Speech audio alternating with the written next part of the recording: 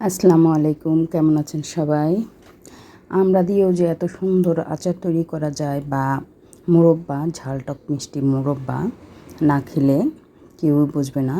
খুবই ভিন্ন স্বাদের মজাদার একটি আচার বা মোরব্বা যেটাই বলে থাকি আমরা। তো আজকে আমি কিন্তু এই মোরব্বার রেসিপিটা নিয়ে চলে এসেছি। তো স্বর্ণলতার রান্নাঘরে সবাইকে শুভেচ্ছা জানাচ্ছি।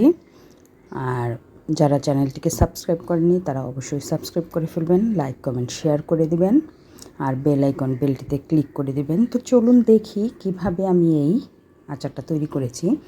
এখানে আমি প্রায় 10 থেকে 12টা আমড়া নিয়েছি এবং খুব সুন্দর করে এইরকম বটি দিয়ে কেচে কেচে দিয়েছি ভিতর থেকে, আর শুধু বুটোটা ফেলে দিয়েছি। বোটার জায়গাটা ওইটুকু শুধু সুন্দর করে কেটে ফেলে দিয়েছি এবং খুব সুন্দর করে কেচে নিয়েছি।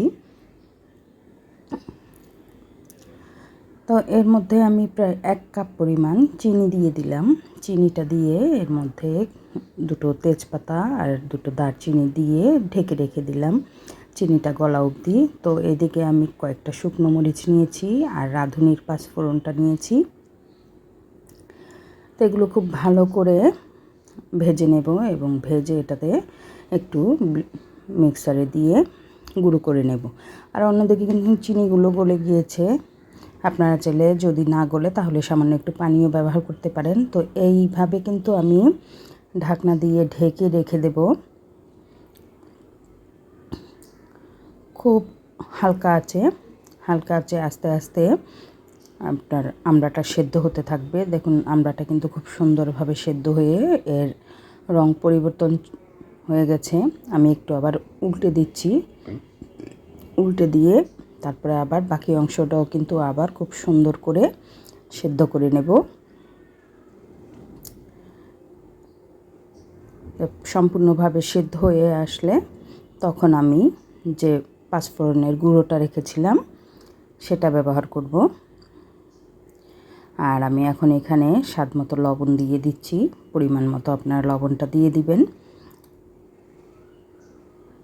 এখানে এখন আমি এই যে ভাজা যে মরিচের গুঁড়ো এবং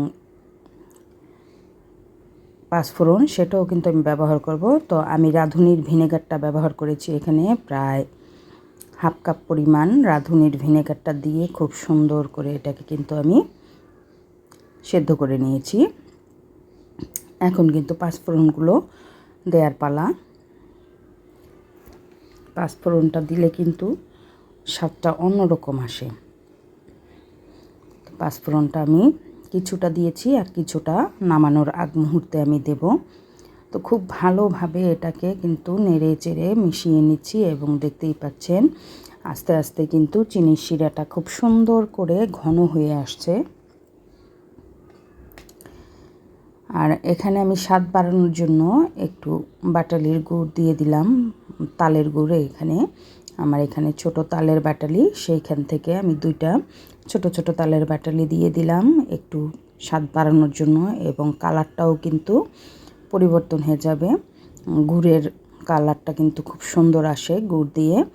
তো এর জন্য কিন্তু আমি 2টা গুড়ের বাটালি দিয়ে দিলাম ছোট ছোট।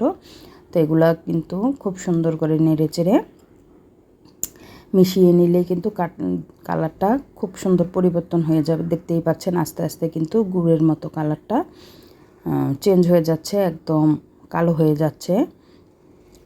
চিনিতে কিন্তু অতটা চেঞ্জ হয় না। এখন আমি বাকি যে পাঁচফোড়নের গুঁড়োটা আছে সেটা খুব সুন্দর করে উপর থেকে ছড়িয়ে আবার একটু নেড়ে চেড়ে মেখে এটাকে খুব সুন্দর করে জাল করে কিন্তু আমি এটাকে নামিয়ে নেব এবং চুলার আঁচটা বন্ধ করে দেব। চুলার আঁচটা বন্ধ করে দিয়ে ঠান্ডা করে নেব। দেখতেই পাচ্ছেন যে কত সুন্দরভাবে একদম মাখো হয়ে গেছে। তো এই ফাইনাল লুক, খুব সুন্দর দেখতে এবং লোভনীয় এই আচারের রেসিপিটি যদি আপনাদের ভালো লেগে থাকে তাহলে অবশ্যই আমাকে কমেন্ট করে জানাবেন। আর সবাইকে অসংখ্য অসংখ্য ধন্যবাদ। আর আমার সম্পূর্ণ ভিডিওটা না টেনে দেখবেন।